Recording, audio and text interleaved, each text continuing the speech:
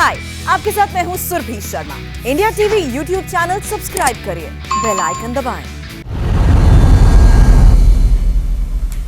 नमस्कार, आप देख रहे हैं इंडिया टीवी। मैं हूं ज्योति मिश्रा। उत्तर प्रदेश में धर्म परिवर्तन की एक बड़ी साजिश का बड़ा रैकेट बेनकाब हुआ है। यूपी एटीएस ने धर्म परिवर्तन कराने के 2 आरोपियों को दिल्ली के जामिया नगर से गिरफ्तार किया है। पकड़े गए मोहम्मद उमर गौतम और मुफ्ती काजी जहांगीर ने अब तक 1000 से ज्यादा लोगों का धर्म परिवर्तन करवाया है। धर्म परिवर्तन का रैकेट आईएसआई की फंडिंग से चल रहा था। इन लोगों ने नोएडा के मूकबधिर स्कूल के 1.5 दर्जन बच्चों का भी धर्मांतरण करवाया। इसके अलावा महिलाओं का भी धर्म परिवर्तन करवाया जा रहा था। तो बड़ी खबर, उत्तर प्रदेश में धर्म परिवर्तन करवाने वाले एक बड़े रैकेट का पर्दाफाश हुआ है। बताया जा रहा है इस रैकेट के जो सरगना थे उनके टारगेट पर ज्यादातर मूकबधिर जो बच्चे हैं वो और महिलाएं होती थी। और नोएडा में तो एक स्कूल के लगभग दर्जन भर बच्चों को इन लोगों ने, जो मूकबधिर स्कूल के बच्चे हैं, उनका धर्मांतरण भी करवा दिया था। जामिया नगर से इन लोगों की गिरफ्तारी हुई है और अब तक 1000 से ज्यादा लोगों का इन लोगों ने धर्मांतरण करवाया है। क्या लालसा ये लोग दिया करते थे, किस आधार पर धर्म परिवर्तन करवाते थे, ये सब अब जांच का विषय है। लेकिन इन आरोपियों को आप देखिए जो मजहब के नाम पर, धर्म के नाम पर लोगों का धर्म परिवर्तन करवा रहे थे। उत्तर प्रदेश में धर्म परिवर्तन के रैकेट कितना खतरनाक है और इसके कैसे इसे अंजाम दिया गया, ये समझिए। दिल्ली के जामिया नगर से 2 आरोपी गिरफ्तार हुए हैं। मोहम्मद उमर गौतम, मुफ्ती काजी जहांगीर कासमी, जो कि आज गिरफ्तार किए गए। इन पर 1000 से ज्यादा लोगों के धर्मांतरण का आरोप है। यहां तक कि महिलाओं का धर्म परिवर्तन करवाकर शादी कराने का भी आरोप लगा है। आरोप है कि नोएडा के एक मूकबधिर स्कूल में 1.5 दर्जन बच्चों का इन लोगों ने धर्मांतरण करवाया। यूपी में धर्म परिवर्तन रैकेट की फंडिंग विदेश से हो रही थी। आशंका यह भी है कि आईएसआई भी धर्मांतरण को अंजाम देने में फंडिंग करता था। धर्म परिवर्तन के लिए आईडीसी इस्लामिक दावा सेंटर बनाया गया। दिल्ली के जामिया नगर में यह सेंटर है। इस्लामिक दावा सेंटर का दफ्तर आईपीसी 419, 420, 120B, 153A, 153B के तहत फिलहाल पुलिस ने आईपीसी की इन धाराओं के तहत एफआईआर भी दर्ज कर ली है। इंडिया टीवी संवाददाता विशाल प्रताप सिंह ने धर्मांतरण के रैकेट पर यूपी के ADG law and order Prashant Kumar से बात की। प्रशांत कुमार ने साजिश का हर एंगल समझाया। उत्तर प्रदेश विधानसभा चुनाव में अब कुछ ही वक्त बचा है, उससे पहले यूपी एटीएस ने बहुत बड़ा खुलासा किया है और धर्म परिवर्तन के एक बड़े रैकेट को पर्दाफाश किया है। 1000 लोगों से ज्यादा का इसमें धर्मांतरण हुआ था। किस तरीके से रैकेट काम करता था, क्या मोडस ऑपरेंडी था, बातचीत करने के लिए हमारे साथ मौजूद हैं यूपी के ADG law and order Prashant Kumar ji. Sir, किस तरीके से रैकेट काम कर रहा था, कौन कौन लोग इसमें इन्वॉल्व थे और कैसे गिरफ्तारी मुमकिन हुई इनकी? 2 जून 2021 को 2 लोग नाम बदलकर एक मंदिर में प्रवेश करने की कोशिश कर रहे थे दासना जेल में, दासना गाजियाबाद में।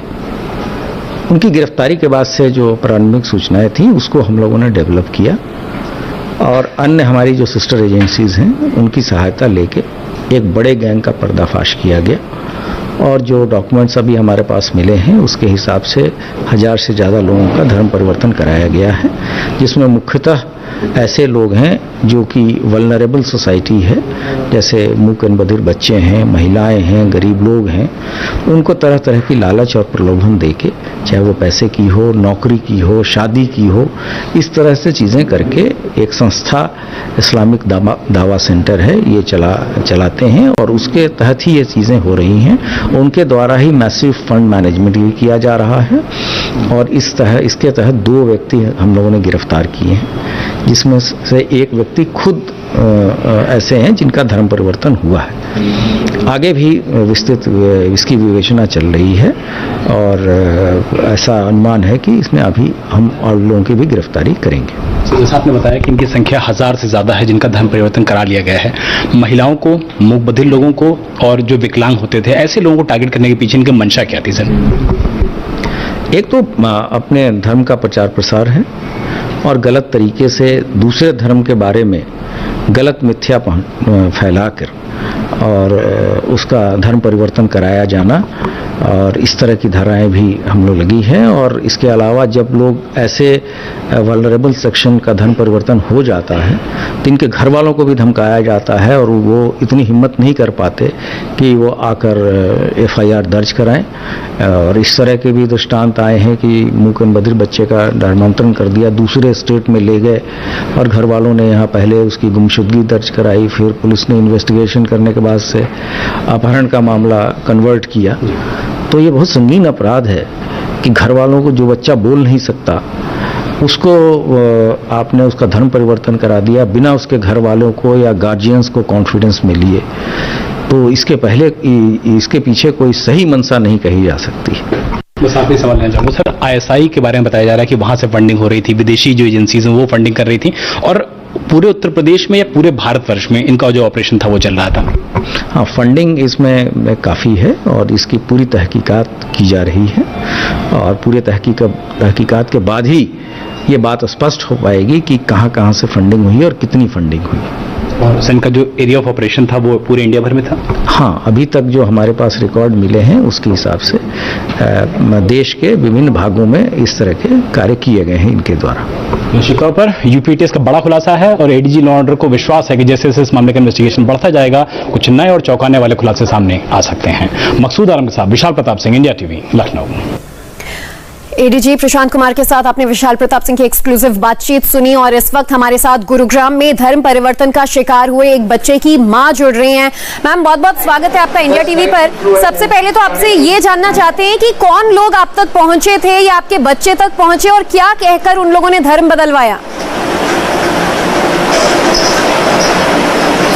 मैम, ये तो मुझे नहीं पता कि कौन लोग पहुंचे कौन नहीं, क्योंकि वो 10th क्लास में पढ़ता था।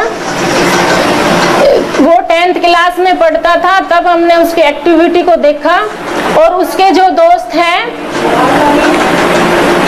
तब हमने उसे मतलब रोका, और रोकने के बावजूद वो मतलब उसने छोड़ दिया था। लेकिन 2020 जुलाई से वो फिर दोबारा से उसने फिर एक्टिविटी चेंज करी, और उसके साथ के बच्चे हैं 2।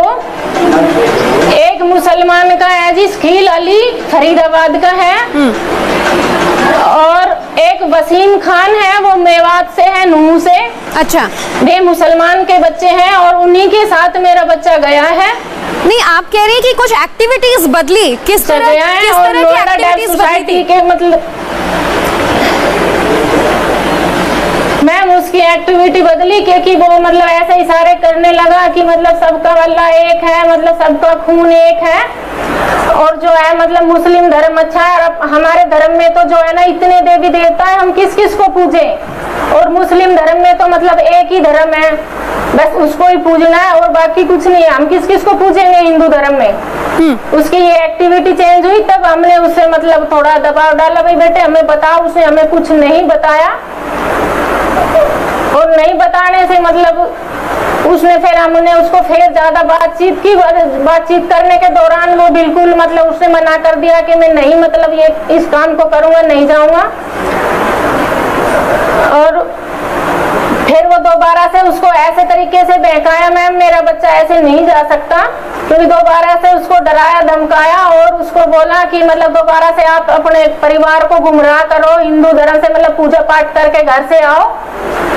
और तब अपने पढ़ाई के लिए वो नोएडा डेफ सोसाइटी में मतलब उसने मेरे को बोला कि मैं वहाँ एजुकेशन के लिए जाता हूँ, मेरे को वहाँ अच्छी इंग्लिश मिलेगी, अच्छी जॉब मिलेगी, मेरे को पैसा मिलेगा, और मैं मतलब बड़ा आदमी बनूंगा, इसलिए मेरे को वहाँ हॉस्टल में रहना है। मैं कह बेटा हॉस्टल में तो मैं आपको नहीं घालूंगी, मेरे को उनसे बातचीत करनी है, क्या टीचर है, क्या पढ़ाई करवाते हैं। बोला आप क्या करोगे मम्मी जाके, और जो है ना तो गूंगे ही है वहाँ टीचर, आप क्या बात करोगे, मेरे को लेके जाओ। मगर मैं जब बात करूंगी उनसे तो जी मेरा सबसे बड़ा ये है कि एक तो जो लड़का है शकील अली फरीदाबाद से है, वो लड़का इसके प्रेजेंट में ITI में उसके साथ है, और एक वसीम खान है मेवात नूह से जी, वो भी प्रेजेंट में ITI में इसके साथ है। और 22 फरवरी को वसीम आपकी बातों को सुनकर ये साफ पता चल रहा है कि ये एक रैकेट इसके पीछे लगा हुआ था, और यूपीएटीएस ने जो दावा किया है उसके पीछे की सच्चाई भी आपके बातों से साबित हो रही है कि किस तरह से बच्चों को गुमराह कर एक धर्म के खिलाफ बोलते हुए दूसरा धर्म अपनाने के लिए कहा गया।